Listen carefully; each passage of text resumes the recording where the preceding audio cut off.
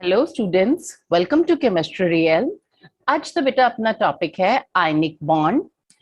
ਜਦੋਂ ਕੋਈ ਵੀ ਐਟਮ ਆਪਣਾ ਆਕਟੇਟ ਪੂਰਾ ਕਰਨ ਦੇ ਲਈ ਇਲੈਕਟ੍ਰॉन्स ਨੂੰ ਲੂਜ਼ ਕਰੇ ਜਾਂ ਗੇਨ ਕਰੇ ਤਾਂ ਆਇਨਸ ਬਣਦੇ ਆ। ਇਹ ਆਪਾਂ ਸਾਰਿਆਂ ਨੂੰ ਪਤਾ ਹੈ। ਜਿਵੇਂ A ਐਟਮ ਨੇ ਆਪਣਾ ਇੱਕ ਇਲੈਕਟ੍ਰॉन ਲੂਜ਼ ਕੀਤਾ ਤਾਂ A ਪੋਜ਼ਿਟਿਵ ਕਟਾਇਨ ਬਣ ਗਿਆ।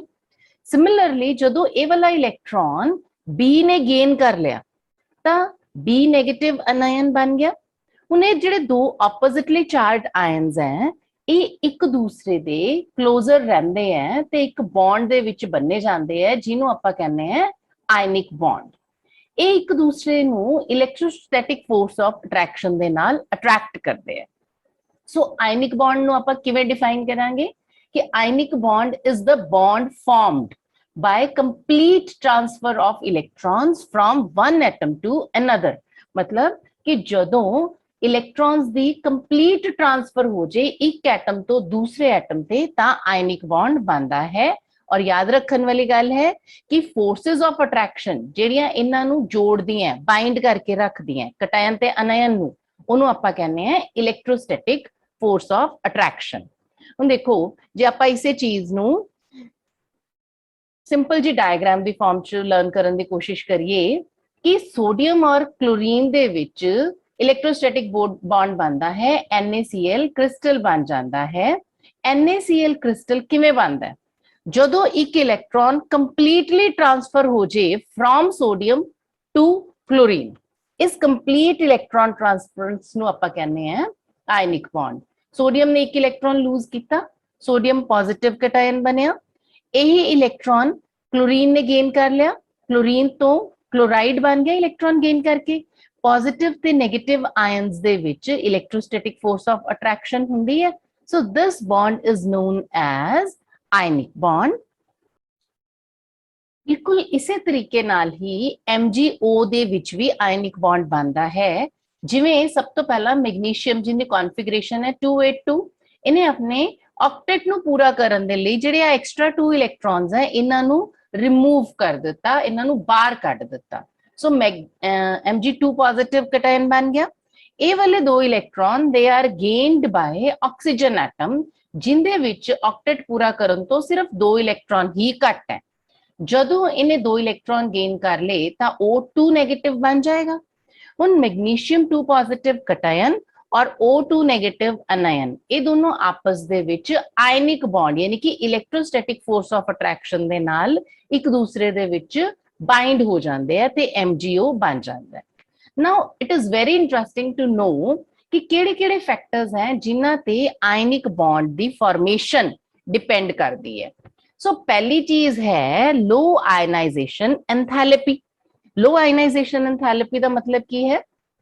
आयनाइजेशन एंथैल्पी हुंदी है कि कितनी एनर्जी चाहिदी है किसी गैशियस एटम दे विचों एक लूजली बाउंड या वैलेंस इलेक्ट्रॉन नु रिमूव करन दे लई। यानी मैटल दे विचों दी एक इलेक्ट्रॉन रिमूव करन दे लई जिन्नी एनर्जी चाहिदी है उस रिक्वायर्ड एनर्जी नु कहा जांदा है आयोनाइजेशन एंथैल्पी। हुण इत्थे सोचण वाली गल है कि जिन्नी घट आयोनाइजेशन एंथैल्पी होएगी मतलब इस मैटल दे विचों इलेक्ट्रॉन नू लूज करना रिमूव करना जिन्ना आसान होएगा उन्ना ही आसान हो जाएगा आयनिक बॉन्ड दा बनना। सो पहला फैक्टर जिहड़ा आपां कहने हैं कि आयनिक बॉन्ड दे लई जरूरी है that is low ionization enthalpy. ध्यान देने वाली गल ये है कि साइज ऑफ एटम जिन्ना स्मॉल होएगा उनकी आयनाइजेशन एंथैल्पी उन्नी ज्यादा हो जाएगी ਤਾਂ ਉਨਾ ਹੀ ਡਿਫਿਕਲਟ ਹੋ ਜਾਏਗਾ ਆਇਨਿਕ ਬੌਂਡ ਦਾ ਬਣਨਾ। ਹੁਣ ਆਪਾਂ ਹਰ ਪੀਰੀਅਡ ਦੇ ਵਿੱਚ ਆਪਾਂ ਨੂੰ ਪਤਾ ਹੈ ਕਿ ਫਰੋਮ ਲੈਫਟ ਟੂ ਰਾਈਟ ਜਦੋਂ ਵੀ ਆਪਾਂ ਜਾਂਦੇ ਹਾਂ ਤਾਂ ਐਟੋਮਿਕ ਸਾਈਜ਼ ਗੋਜ਼ ਔਨ ਡਿਕਰੀਜ਼ਿੰਗ ਤੇ ਆਪਾਂ ਨੂੰ ਪਤਾ ਹੈ ਕਿ ਗਰੁੱਪ 1 ਔਰ ਗਰੁੱਪ 2 ਅਲਕਲੀ ਮੈਟਲਸ ਔਰ ਅਲਕਲਾਈਨ ਅਰਥ ਮੈਟਲ ਇਹਨਾਂ ਦੇ ਸਾਈਜ਼ਸ ਬੜੇ ਹੈ। ਸੋ ਜਿੰਨਾ ਬੜਾ ਸਾਈਜ਼ ਹੋਏਗਾ ਉਨੀ ਹੀ ਆਇਨਾਈजेशन एंथैल्पी ਘੱਟ ਹੋਏਗੀ ਤੇ ਉਨਾ ਹੀ आयनिक बॉन्ड की फॉर्मेशन इजी हो जाएगी। सो याद रखना है कि अल्कली मेटल्स यानी कि ग्रुप 1 और ग्रुप 2 यानी अल्कलाइन अर्थ मेटल्स ये मेनली कटायन फॉर्म करते हैं, इलेक्ट्रोपॉजिटिव इन नेचर होंगे हैं।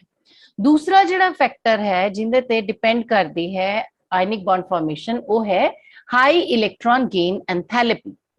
इलेक्ट्रॉन गेन एंथैल्पी की हुंदी है कि ਜਦੋਂ ਕਿਸੇ न्यूट्रल गैशियस एटम ने एक इलेक्ट्रॉन गेन करना है, अनायन बनाना है, तो जिन्नी एनर्जी रिलीज हुई उस एनर्जी रिलीज्ड ਨੂੰ ਆਪਾਂ ਕਹਿੰਦੇ ਆ इलेक्ट्रॉन गेन एंथैल्पी।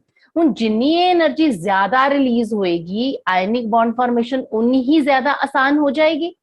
सो पीरियोडिक टेबल ਦੇ ਜਿਹੜੇ ਲਾਸਟ 2 ਗਰੁੱਪਸ हैं ਜਿਨ੍ਹਾਂ ਨੂੰ ਆਪਾਂ ਕਹਿੰਦੇ ਆ ਨੋਬਲ ਗੈसेस ਤੋਂ ਇਲਾਵਾ ਆਕਸੀਜਨ ਫੈਮਿਲੀ ਤੇ ਹੈਲੋਜਨ ਫੈਮਿਲੀ, ਇਹਨਾਂ ਦੇ ਵਿੱਚ ਇਹ ਇਲੈਕਟ੍ਰੋਨੈਗੇਟਿਵ ਹੁੰਦੀਆਂ। ਇਹਨਾਂ ਨੇ ਇਲੈਕਟ੍ਰੋਨ ਨੂੰ ਗੇਨ ਕਰਨਾ ਇਹਨਾਂ ਦੇ ਲਈ ਬੜਾ ਕਨਵੀਨੀਅੰਟ ਰਹਿੰਦਾ ਹੈ ਕਿਉਂਕਿ ਇਹਨਾਂ ਨੇ ਆਪਣਾ ਆਕਟੇਟ ਪੂਰਾ ਕਰਨਾ ਹੁੰਦਾ।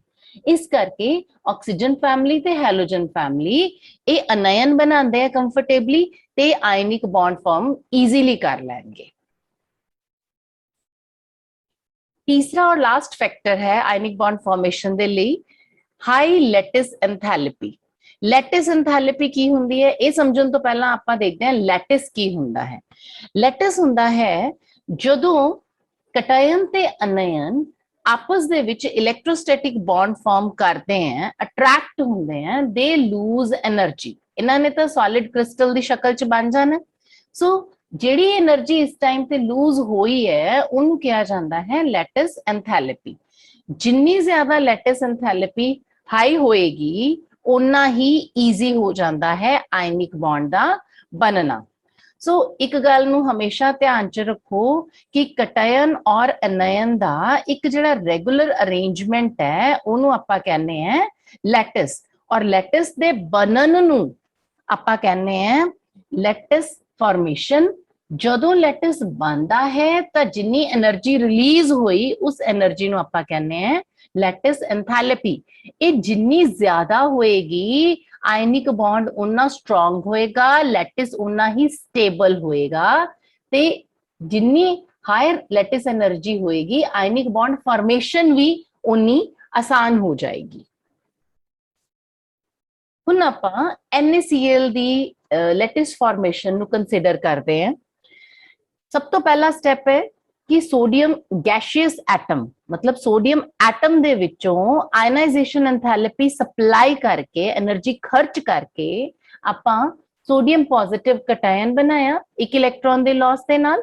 ਮਤਲਬ ਸੋਡੀਅਮ ਗੈਸ ਦੇ ਵਿੱਚੋਂ, ਸੋਡੀਅਮ ਐਟਮ ਦੇ ਵਿੱਚੋਂ ਇਲੈਕਟ੍ਰੋਨ ਬਾਹਰ ਨਿਕਲਿਆ ਤੇ ਪਿੱਛੇ ਕਟਾਇਨ ਬਣ ਗਿਆ।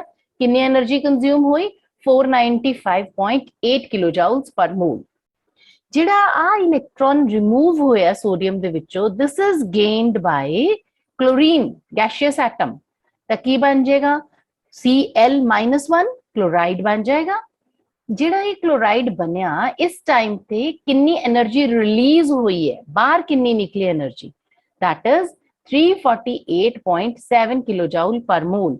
ਬੇਟਾ ਤੁਸੀਂ ਇਹ ਯਾਦ ਰੱਖਣਾ ਹੈ ਕਿ ਜਦੋਂ એનર્ਜੀ ਐਬਜ਼ੌਰਬ ਹੁੰਦੀ ਹੈ ਐਂਡੋਥਰਮਿਕ ਰਿਐਕਸ਼ਨਸ ਦੇ ਲਈ ਡੈਲਟਾ H ਪੋਜ਼ਿਟਿਵ ਹੁੰਦੀ ਹੈ, ਔਰ ਐਕਸੋਥਰਮਿਕ ਰਿਐਕਸ਼ਨਸ ਯਾਨੀ ਜਦੋਂ એનર્ਜੀ ਰਿਲੀਜ਼ ਹੁੰਦੀ ਹੈ ਤਾਂ ਡੈਲਟਾ H ਇਜ਼ ਨੈਗੇਟਿਵ। ਹੁਣ ਜਦੋਂ ਆਪਣੇ ਕੋਲੇ ਕਟਾਇਨ ਤੇ ਅਨਾਇਨ ਬਣ ਗਏ, ਤੀਸਰਾ ਸਟੈਪ ਕੀ ਹੋਏਗਾ?